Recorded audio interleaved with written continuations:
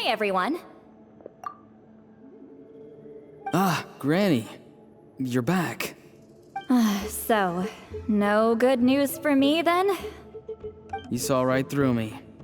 The Traveler collected a lot of spirits, and I checked all of them one by one. None of them matches Leela's description. I figured. It was written all over your face.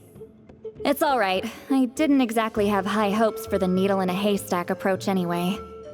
Leela's condition is still stable, but we're not really getting anywhere.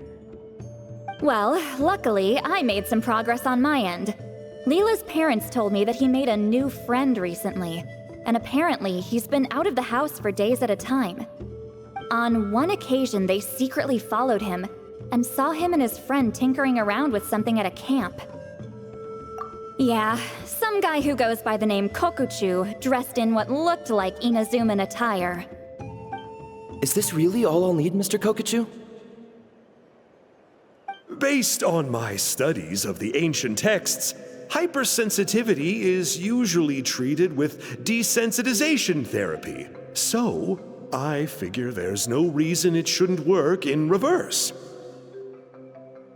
Now, for a poor chap like yourself with no sensitivity to spirits whatsoever, you'll have to completely immerse yourself in spiritually rich substances for this to be effective. I'm electing to name this approach hypersensitization therapy. Is it risky? You're the spirit duffer, not me. I'm sure you're more clued up than I am on the potential consequences of brute force clairvoyance. Ultimately, it's your decision. All right, but I do have one last question. What's in this for you? People like me obviously don't have much clout in this tribe, so it's not like I can offer you much in return.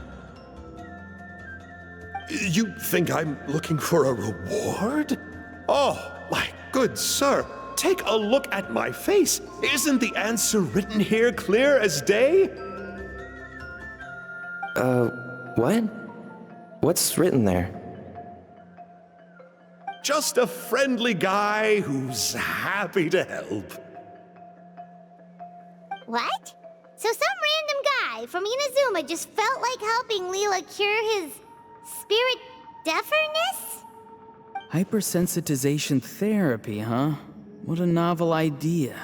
Could that really work? Not on Leela by the looks of things. It's anything but novel.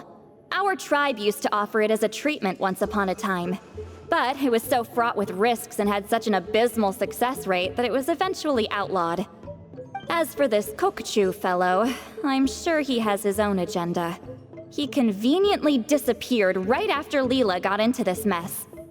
Leela's parents gave me the address of the camp, so I went and checked it out. There were clear traces of spiritual energy. And also, look what I found. What's this? A broken shard, probably from a weapon or some sort of ceremonial implement. You feel that? It might look old, but it has extremely strong traces of spiritual energy. Leela must have used this as his medium. It would definitely explain how a spirit duffer like him was able to trigger a clairvoyant experience. Wait, there's something else. It feels so familiar. I think this is somehow connected to my ancient name. Connected how? Is it like a shard of an ancient name? No, more like... I think this item might have belonged to a previous bearer of my ancient name. Okay, that's it. Granny's getting itchy clairvoyance fingers. I'm going to try using this shard as a medium. Cool, same as last time? The Traveler can use the Spirit Loom to record what you find on a woven scroll. Nope. Ororon can do the recording this time. Why? It's a safety measure. You have a better understanding of the spirit domain than the Traveler.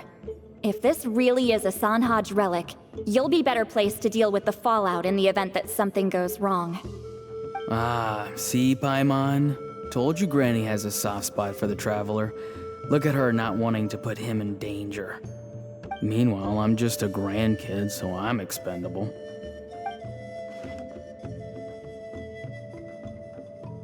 Hey, what are you blabbing on about? Sorry, Granny. I'm ready now. Then let us begin.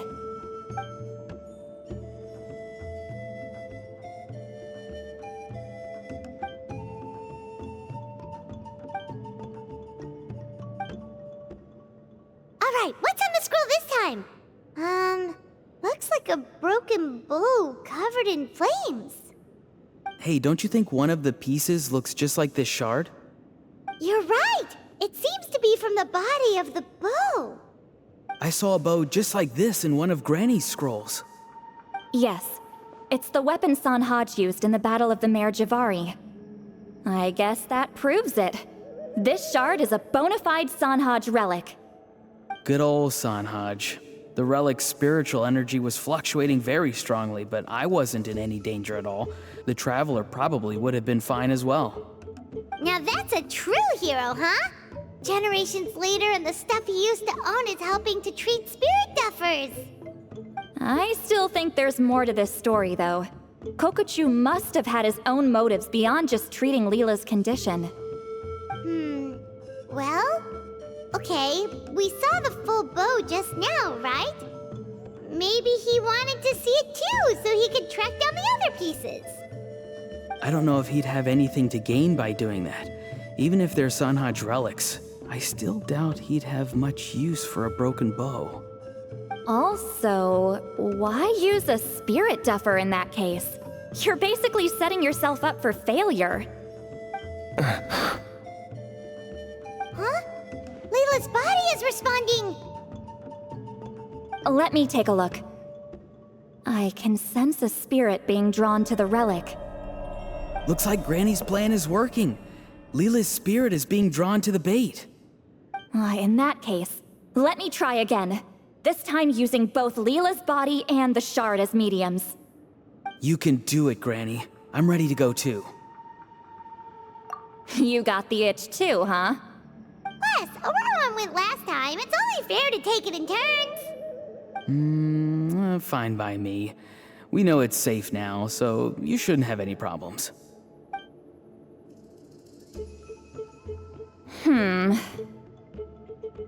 All right, if you insist. Be my guest. Just let me know when you're ready.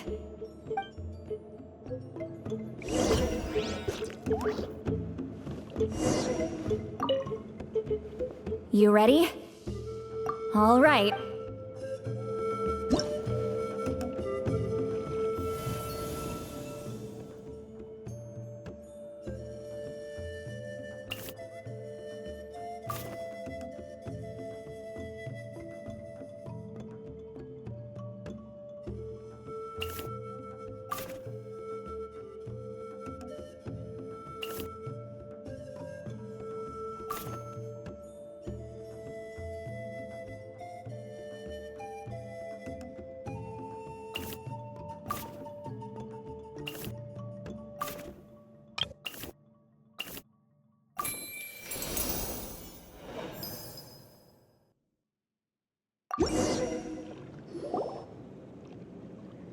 Another image has appeared. This one is a map. A map? Of where? Could it be the Mare Jivari? The Mare Jivari? The Mare Jivari was reduced to a desolate wasteland after that big battle. Or rather, it became known as the Mare Jivari after what happened there. The ashes of the monsters and warriors who fought there covered the entire battlefield. Sometimes, bone-chilling cries would be heard from the depths. Other times, the whole region would become engulfed in towering flames, drowning out the cries. That place is full of untold dangers and mysteries. Over the centuries, the finest adventurers have tried to prove themselves by venturing in. Sadly, most ended up perishing there. That lasted up until around 20 or 30 years ago, when strange things started happening. people started speaking of an enormous dark creature the size of a mountain roaming around inside the Mare Jivari. And then, shortly after that, the whole region just completely disappeared. Nobody knows how, but that infamously ominous place just vanished from the face of the world. What? How the heck? I know, right? Anyway, if I'm not mistaken, the place indicated on this map is where it used to be before it disappeared. At the westernmost part of Natlan. It's a very remote location, far away from any of the tribes. There never used to be a settlement there, but there's more people since the Mare Jivari disappeared. Anyway, that's just what I've heard. I've never been there myself. This is what age does to you. The older you get, the less adventurous you become. That's just an excuse. Granny's too lazy to take a trip that far away. Hold on a second. There's a spirit approaching the shard and the woven scroll. Oh, Leela's body is responding again! Quite a strong reaction this time. Does this mean what he was really seeking was the Mare Jivari's location? I sense it too. There's a soul nearby. Almost a complete one.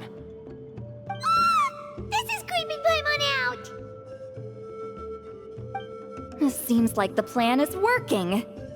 So, can we just wake him up now? Not today.